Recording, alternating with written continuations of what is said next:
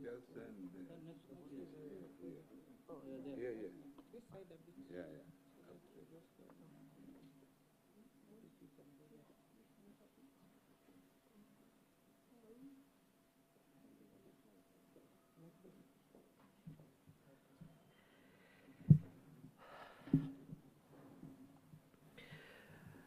Good evening, ladies and gentlemen, and fellow Kenyans.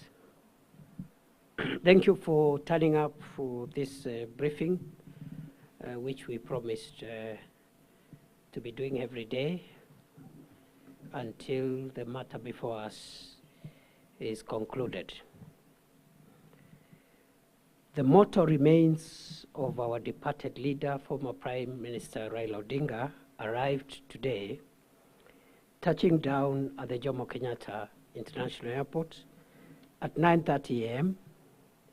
and welcomed tumultuously by thousands of grief-stricken mourners. President William Ruto and former President Uhuru Kenyatta led the family and dignitaries in the solemn state reception. The hearse carrying the remains of the late Prime Minister Raila Odinga was escorted from Jomo Kenyatta International Airport all the way to Kasarani Stadium, a nearly 40 kilometers journey by thousands of mourners, arriving there shortly after 2:30 p.m. Upon arrival at Kasarani Stadium, military honors, prayers, and viewing of the body were done in the attendance of President William Ruto, former President Uhuru Kenyatta, family, dignitaries, and the top military command of the country.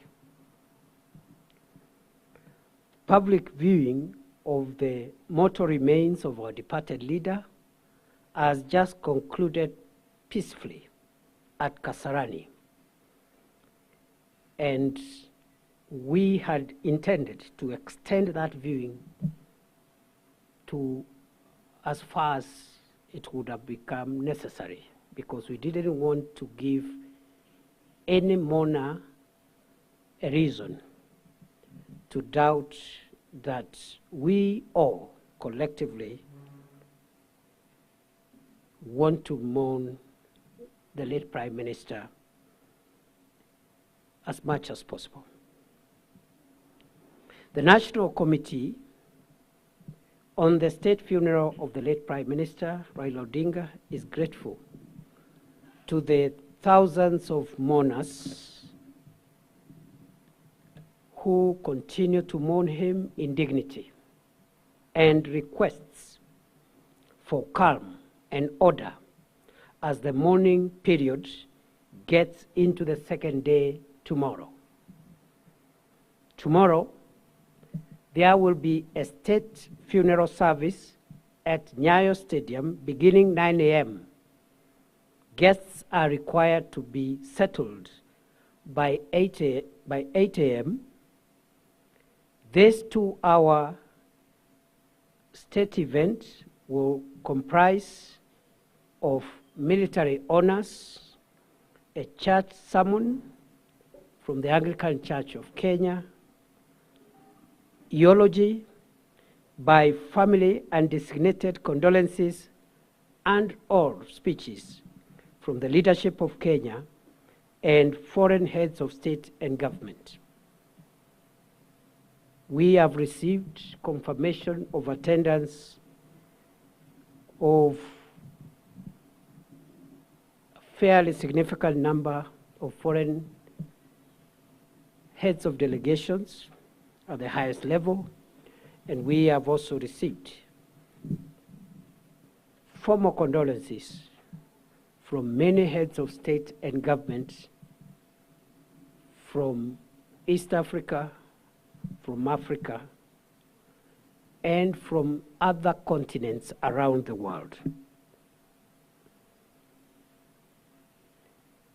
there will be a public viewing of the remains of the late Prime Minister Raila Odinga after that state event. And therefore, those who want to continue mourning our departed leader have no cause to worry. There will be another opportunity, and we will stretch that opportunity from around 12 o'clock noon to as far as possible to give the highest number of mourners an opportunity to mourn and pay their last respects to their departed leader. The next briefing will be done tomorrow, Friday 17th of October 2025 at 6:30 p.m. here.